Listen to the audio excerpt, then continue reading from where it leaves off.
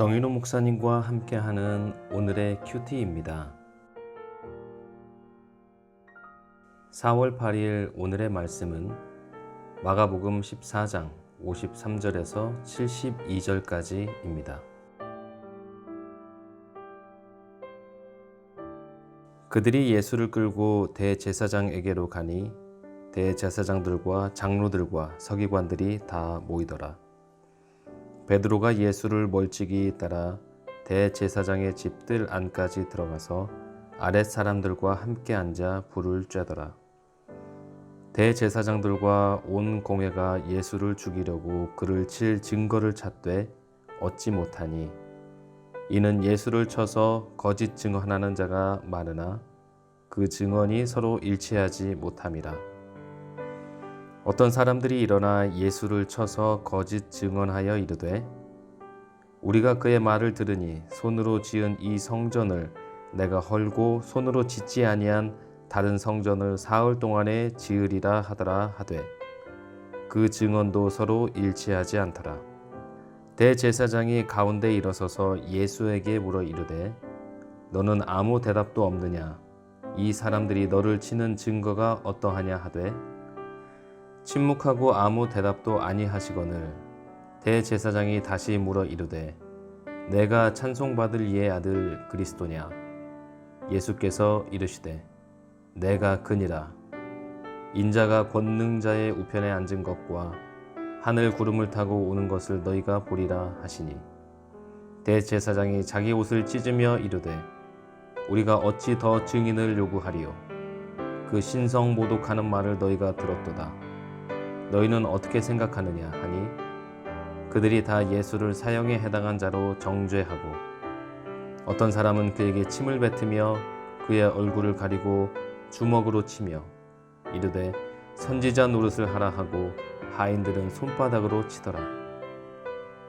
베드로는 아랫뜰에 있더니 대제사장의 여종 하나가 와서 베드로가 불 쬐고 있는 것을 보고 주목하여 이르되 너도 나사렛 예수와 함께 있었도다 하거늘 베드로가 부인하여 이르되 나는 내가 말하는 것이 무엇인지 알지도 못하고 깨닫지도 못하겠노라 하며 앞들로 나갈새 여종이 그를 보고 곁에 서 있는 자들에게 다시 이르되 이 사람은 그 도당이라 하되 또 부인하더라. 조금 후에 곁에 서 있는 사람들이 다시 베드로에게 말하되 너도 갈릴리 사람이니 참으로 그 도당이니라. 그러나 베드로가 저주하며 맹세하되 나는 너희가 말하는 이 사람을 알지 못하노라 하니 닭이 곧 두 번째 울더라. 이에 베드로가 예수께서 자기에게 하신 말씀 곧 닭이 두 번 울기 전에 내가 나를 세 번 부인하리라 하심이 기억되어 그 일을 생각하고 울었더라. 아멘. 오늘 말씀은 마가복음 14장 53절부터 72절까지입니다. 진정한 돌이킴에 대해서 함께 생각해 보고자 합니다. 예수님을 잡은 무리들은 그를 대제사장에게로 데려갔습니다. 대제사장을 비롯한 온 공회가 예수님을 죽일 만한 증거를 찾기 위해 혈안이 되어 있었습니다. 그런데 이상한 것은 사내들인 공회가 예수님을 죽여야 한다고 고발하면 할수록 그들의 증거는 입증되지 못했습니다. 오늘 말씀에 보면 큰 슬픔과 회개의 표현이 두 곳에 나옵니다. 하나는 대제사장의 경우고 다른 하나는 베드로의 경우입니다. 먼저 대제사장의 경우를 살펴보겠습니다. 63절 말씀에 대제사장이 자기 옷을 찢으며 이르되 우리가 어찌 더 증인을 요구하리요? 예수님을 고소하는 거짓 증인들의 증언에 대해 예수님은 계속 침묵하셨습니다. 그러자 마지막으로 대제사장이 예수님께 묻습니다. 내가 찬송받을 이의 아들 그리스도냐? 예수님은 이에 대해서 분명하게 대답하셨습니다. 62절입니다.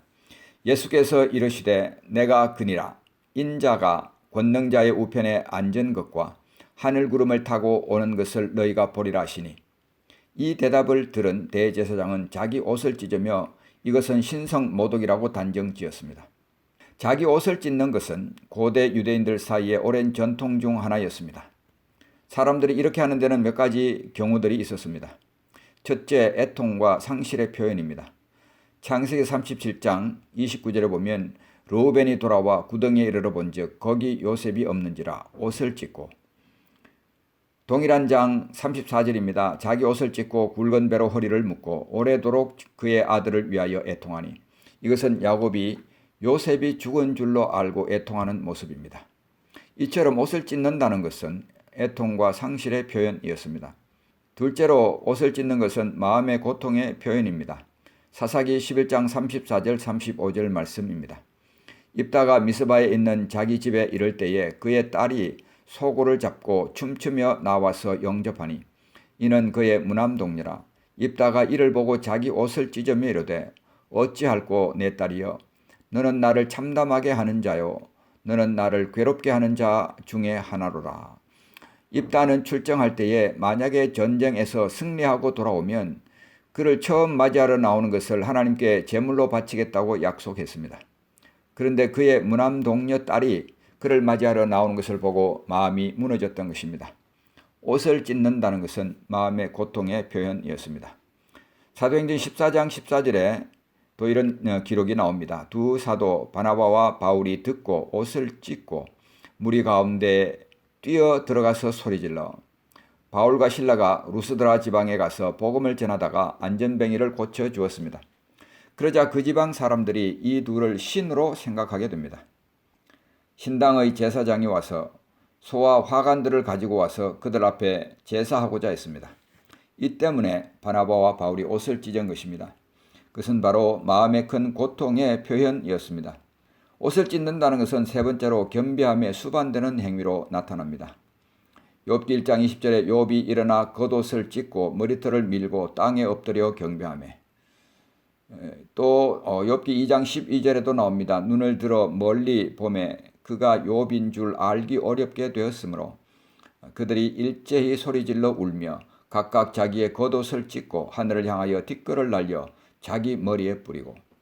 이처럼 옷을 찢는 것은 머리털을 미는 행위, 티끌을 날려 머리에 뿌리는 행위, 땅에 엎드리는 행위, 이런 겸비한 행위에 더하여지는 겸손함의 표현이었습니다. 자, 그런데 오늘 나오는 이 대제사장이 옷을 찢은 것을 보면 그것은 자기 행위가 악함에 대한 애통과 겸비의 표현이 아니었습니다. 지금 공회가 예수님을 신문하고 재판하는 절차는 크게 잘못되었습니다. 공정한 재판이라면 먼저 사실에 기초한 증거를 수집해야 합니다. 그리고 그 바탕 위에서 판결을 내려야 합니다. 그런데 이 상황을 보면 죽여야 한다는 판결을 미리 내려놓고 증거를 지금 수집하고 있는 것입니다. 55절 말씀입니다. 대제사장들과 온 공회가 예수를 죽이려고 그를 칠 증거를 찾되 얻지 못하니. 순서를 보십시오. 죽이려고가 먼저 나오고 증거를 찾는 것이 나중에 나옵니다. 이미 판결을 내려놓고 증거를 찾고 있었던 것입니다. 잘못되어도 한참 잘못된 재판입니다. 오늘 본문에는 증거, 증언, 증인이라는 단어가 최소한 7번 등장합니다.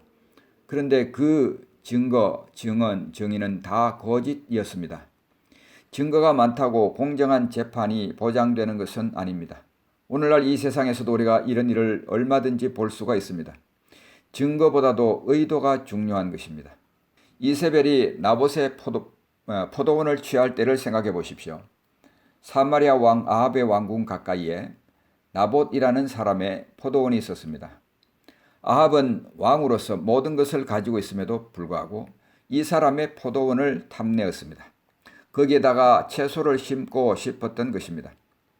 아합이 나봇을 불러서 포도원을 팔아라고 요청합니다. 그런데 나봇은 자기 조상 때부터 유업으로 받은 것을 파는 것은 하나님께서 금지하시는 일이라고 거절합니다. 그의 아내 이세벨이 이 일 때문에 아합 왕이 답답해하는 것을 보고 악한 계획을 세웁니다. 이세벨은 아합 왕의 이름으로 편지를 써서 나봇이 사는 성의 장로들에게 보냅니다. 그 편지에서 장로들에게 몇 가지 지시를 내립니다. 첫째, 성에 금식을 선포하라. 둘째, 나봇을 백성들 가운데 높이 앉히라. 셋째, 비류 중에 두 사람을 증인으로 마주 앉히고 나봇이 하나님과 왕을 저주했다 증언하게 하라. 넷째, 나봇을 끌고 나가서 돌로 쳐 죽여라. 나봇은 소위 괘씸죄에 걸리고 말았습니다. 사랑하는 성도 여러분, 우리도 조심해야 합니다. 우리가 이전에 상처 입은 것을 하나님 앞에서 잘 해결하고 용서하지 못한다면 우리도 다른 사람들에게 괘씸죄를 적용시킬 수 있습니다. 이전의 상처가 도지면 괜히 사람이 미워집니다. 그 사람이 한 행동을 전부 나쁜 쪽으로만 보게 됩니다. 그가 하는 일은 무조건 비판하고 싶어집니다. 기회만 생기면 나도 반격하려고 합니다. 물론 우리는 노골적으로 하지 않고 고상한 방법을 씁니다. 그러나 그 목적은 결국 상대를 깎아내리고 상처 입힐 기회를 찾는 것입니다. 소위 금식이라는 고상한 방법을 사용해서 살인과 탐욕이라는 죄를 위장하는 악한 일을 저와 여러분도 저지를 수가 있는 것입니다. 앞에서 증거보다 의도가 중요하다고 말씀드린 이유가 바로 이것입니다. 대제사장은 자기 행위가 악함에 대한 애통과 겸비의 표현으로 옷을 찢은 것이 아니었습니다. 다른 사람의 행위에 대한 고통의 표현으로 옷을 찢은 것입니다. 옷을 찢는 고상한 방법을 동원해서 무지한 사람에게 죄를 씌우는 악한 일을 했습니다.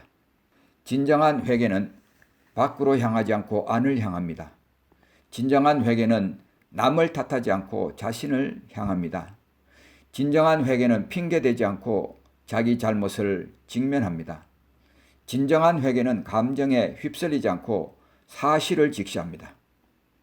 우리가 마태복음 7장 4절 5절 말씀을 잘 압니다. 보라, 내 눈 속에 들보가 있는데 어찌하여 형제에게 말하기를 나로 내 눈 속에 있는 티를 빼게 하랴 하겠느냐.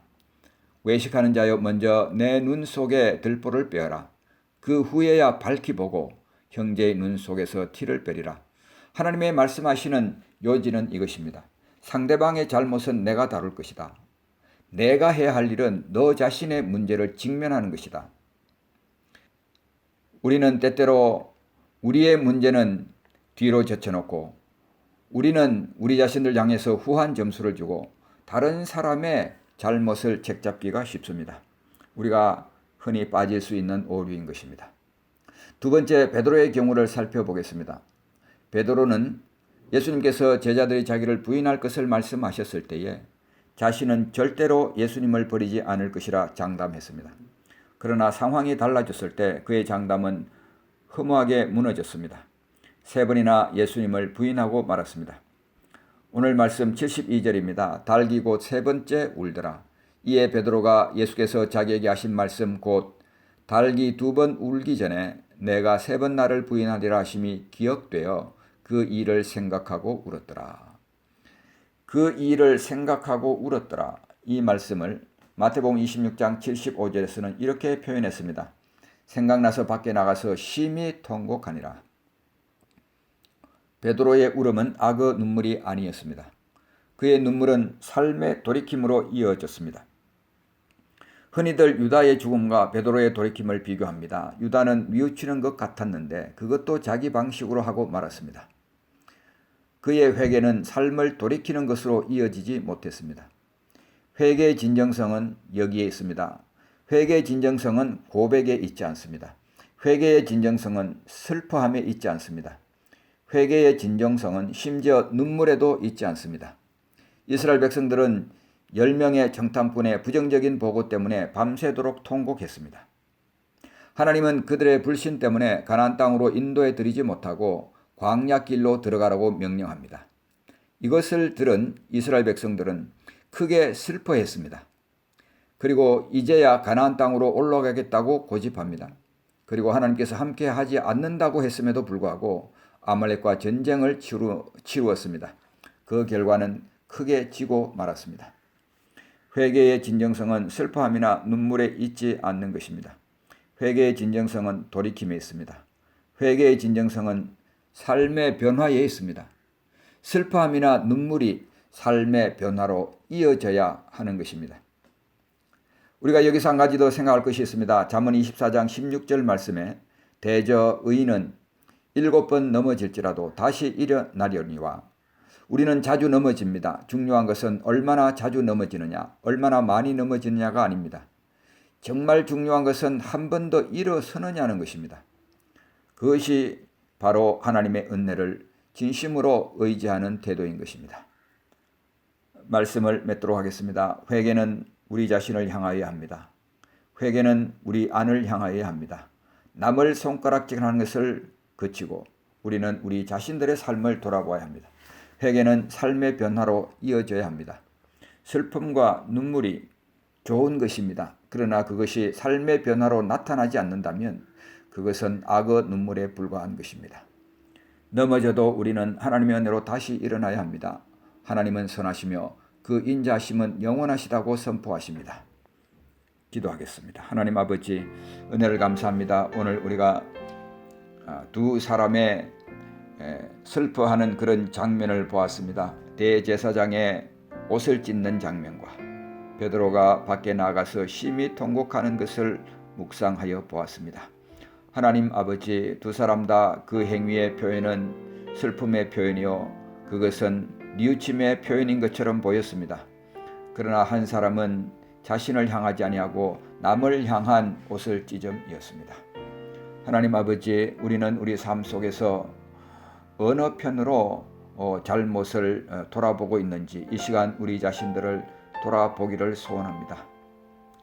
하나님 아버지, 남에게 시선을 두지 아니하고 그 일을 하나님의 손에 맡길 수 있게 하여 주옵소서. 하나님께서 우리에게 말씀하시는 것처럼 나는 나의 일을 한다. 너는 너의 일을 돌보아라. 주님의 그 음성 들을 수 있게 하여 주옵소서. 진정한 회개는 삶의 변화로 이어져야 하는 것입니다. 하나님 아버지, 우리가 그냥 감정적으로 슬퍼하거나 눈물을 흘리는 것이 아니라 우리의 의지가 동원이 되어져서 우리의 삶의 변화로 눈물이 이어질 수 있게 하여 주시고, 하나님, 우리가 연약합니다. 부족합니다.